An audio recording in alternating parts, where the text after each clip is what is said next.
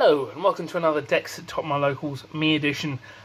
This time I came third with Timelords, losing with only one match against the Thomas Rose deck because Farfa is pretty good against this deck. Let me get into the gimmick of Timelords first before I do anything else. So they're all level 10 fairy monsters that you can normal summon for absolutely no tribute if you control no monsters. They can't be destroyed by battle card effects at all, and you take no damage from any battles involving them. They shuffle themselves in from the field back into your deck on the standby phase, but they all have some pretty good effects when it comes to the end of the battle phase if they battled. But they all do kind of different things. They did get some new support, hence why I'm playing it now. First one being the new one, Mikayon, the Time Lord. So he, at the end of the battle phase, if he attacked or was attacked, because these trigger in either player's turns, you get to half your opponent's life points, which is pretty good, because I did that for 4,000 life points, a whole bunch. The only one that's slightly different, Sandayon the Time Lord. So with Sandayon, your opponent needs to control a monster if you'd be able to summon him from your hand, but he is 4k, so he actually runs over things, which is pretty good. At the end of the battle phase, your opponent takes 2,000 damage, so that's pretty good, and neither player takes any battle damage from attacks involving Sandayon. Which could be better, could be worse. One of the OG Time Lords, Metayon the Time Lord, when he attacks at the end of the battle phase, you get to send all the monsters your opponent controls back to the hand, and then they take 300 burn damage for the pleasure, which is mighty fine, if I do say so myself. The one you might recognise too, Zaphian the Time Lord. She gets to shuffle all the spells and traps your opponent controls back into the deck. And then if she weirdly somehow gets sent from the field to the graveyard, even though she can't be destroyed by battle card effects, you get to draw a card. So that's pretty good. Zaphian is pretty good. 2, Lazion, the Time Lord. He shuffles your opponent's graveyard back into the deck, and once per turn, if they draw a card, it doesn't say cards for some reason, they take 1,000 burn damage, which is pretty nice. 2, Camion the Time Lord. Really, really good one from the last Battles of Legends set, which I made sure I kept my playset of. So at the end of the battle phase, you can just send one card your opponent controls back into deck, and neither player can respond. Then they take 500 burn damage just for doing that. So he's just really good spot removal where it doesn't target, he doesn't destroy, and your opponent can't respond. So he is really good, especially with the whole player priority thing. You can even like force stuff with evenly matched, which is pretty good. Then the only one that I played one of, because I did have a little bit of difficulty getting all of them together. One, Raphian the Time Lord. So when he battles at the end of the battle phase, you deal damage to your opponent equal to the current attack of a monster they control that this battled. Oddly specific wording, but it does murder damage, and it's really good. Honestly, I probably do want to run more Time Lords, but that's what I ran. A whole bunch of 12s and then one. But we'll see how it goes and develops. Next up, 3-Time Maiden, a staple if you ever run a Time Lord, because it's essentially search any Time Lord you want. It's 2 tributes for a Time Lord, but you never use that effect. Special summons itself from hand, and you can banish itself from the graveyard in order to summon a Time Lord from deck. It's a whole bunch of Gucci good stuff, and she's like a +1 in the deck, so that's why I run 3-Time Maiden. So if your Time Lord's a plan A on how you win, then plan B is how you back them up. 3, I didn't copy this off Tom Rose. So Ravis, he just stops targeting effects that may threaten your Time Lords because they're all targetable.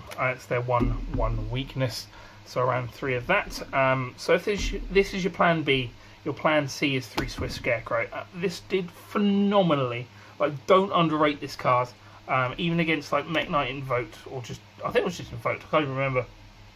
But yeah, just like, it's phenomenal, just because it stops you from being OTK'd, and then all you need to do is summon a Time Lord and you're back into like the incredibly advanced game state that you want, which is just having a Time Lord on the field and disrupting your opponent's plays, then burning them slowly to death. Next up, you have 3 Hand Trap. I really shouldn't have played Drawn Lockbird. It's only really good against the meta decks, like to its full extent. A lot of the time this was only ever really hitting like, oh, summon Alistair, get Invocation, I guess I'll draw you then. Great, because you're not doing anything else the rest of the turn anyway. So yeah, this just could be any kind of hand trap. And that's the monsters done. Next up, we have 3 of my favourite card in the game. Dig 3, get Stormforth. In this deck, you don't get Stormforth. You usually get Time Maiden, and then it conflicts with Pot of Duality. But yeah, so it's still good just because you run such a slow game anyway. Pot of Duality just works really well.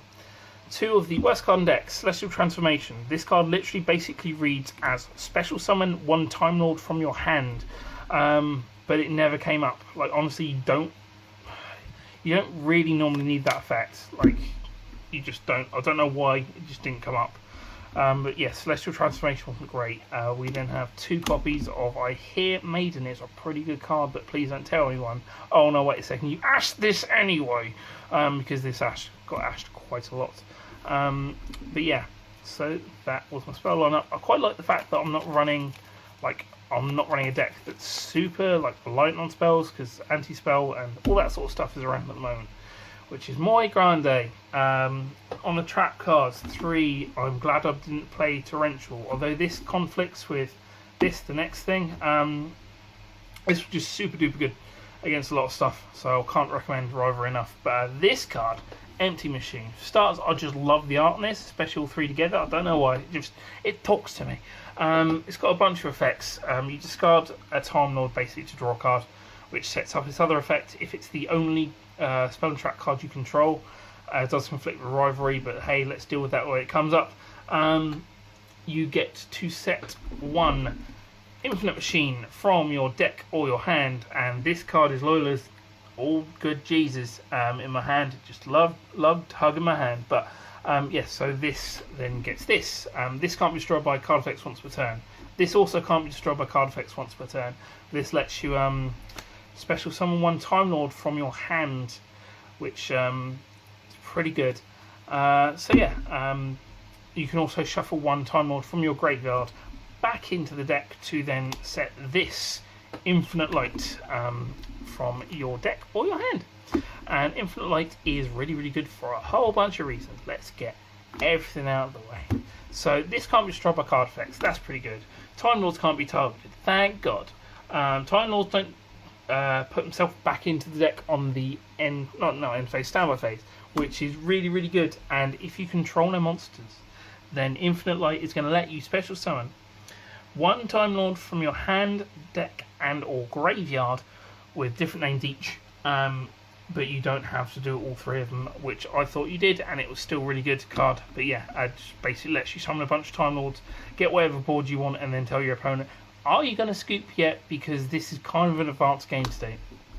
So Infinite Light, definitely that big old win-con type thing, and that's the main deck 40 cards. You're playing a slow burn deck, you don't want to play the upstart. Let's get on to that dang extra deck featuring me from a couple of years ago. Please don't look at it. Then some goat tokens, which are pretty good. Then consider I don't run any sort of token generation at all. We have 2 Gustav Max. Honestly, I wanted to run 15 of these because you don't really need the extra deck, but you do need some DDD Duodon King Kali Yuga because that's a really good card. Also, I've been told. Then you have Cherry's Target, Cherry's Target, Cherry's Target, Cherry's. I don't know why this was a Cherry's Target, by the way, but it just kind of was. I had space. This was the only relevant Cherry's Target because it was the main way people seem to deal with Time Lords. Cherry's Target, Cherry's Target, Cherry's Target, because they deal with Time Lords. Cherry's Target, Cherry's Target. I had Space Cherry's Target. I had Space Cherry's Target came up because everybody's playing the Tom Rose deck. Cherry's Target, and then I guess Cherry's Target. So yeah, that's how that side deck, my extra deck went. Side deck, we have the very, very standard. I'm playing a blind second deck because yeah, are you blind second like all the time because you need a battle phase. I'm playing a blind second deck, and you probably need some extra deck stuff, and I have a lot of extra deck room, so let's play 3 Reaper. Next up, you have. I kind of need to destroy some back row sometimes, but I don't really want to discard, and I don't really want to pay burn damage because time's a thing. So let's play MST, and I have my nice little holy trinity of platinum, gold, and common. I really want a rare, and I want one of them to be the wrong language. We have, so if that's back row decks, we have front row decks. Honestly, these should be Jirakizu because this states that you discard a level 10 monster. which could be jerk easy. So yeah, you don't care about the attack stats or anything like that because you're playing Time Lords. I don't know if you noticed. So yeah, 3 front row deck, and then I'm playing inside 3 Sadie in the Time Lord, and you must be thinking yourself, Reese, isn't that the weird Time Lord that lets you reset your life points to 4k if you're less than 4k? And you would be right. That's what Sadian does. Now, why would I be running Sadian? Well, it's because I'm running the spiciest thing I've ever done. 3 Clashing Souls in the side deck, which I got told that I should play in the main deck. But I would love to explain this card without just reading the text exactly. But unfortunately, there is no better way than to just have a little reading session with Reese. Clashing Souls, quick play spell card. During damage calculation, if your attack position monster battles an opponent's attack position monster with higher attack, the controller of the battling monster with the lower attack can pay 500 life points for that monster to gain 500 attack. You can do that more than once per turn, once per battle, or even chain several in a row. So you can make your Sadian as big as you want until it's just as slightly bigger than the opponent. And then it forces your opponent to decide. Now let's get back onto where we were. There you go. To gain 500 attack during that damage calculation only, then keep repeating the effect until a player chooses not to pay the life points. Neither player takes any battle damage from that battle. Also, after damage calculation, if any players would just happen to be destroyed by that battle, any player's monster just happens to be destroyed by that battle, send all cards that player controls to the graveyard instead. So that monster survives all battle protection, but you do kind of nuke their board a little bit. So with this, what happens is that, say you normal summon Sadian, right? And your opponent has, say, Trickstar Candina. And then you go, oh, Clashing Souls, I'm going to pay 2,000 life points in 4 500 life point increments to make him 2,000. Your opponent will then go, well, I don't want my board nuked, so I'll pay 500. And they keep doing that and that over and over again until someone decides they don't want to pay. And if they decide they don't want to pay, their board's getting nuked. But if it comes down to, oh, actually, I don't have the life points to pay that, your monster can't be destroyed by battle. So nothing happens. You just lowered your opponent by a bunch.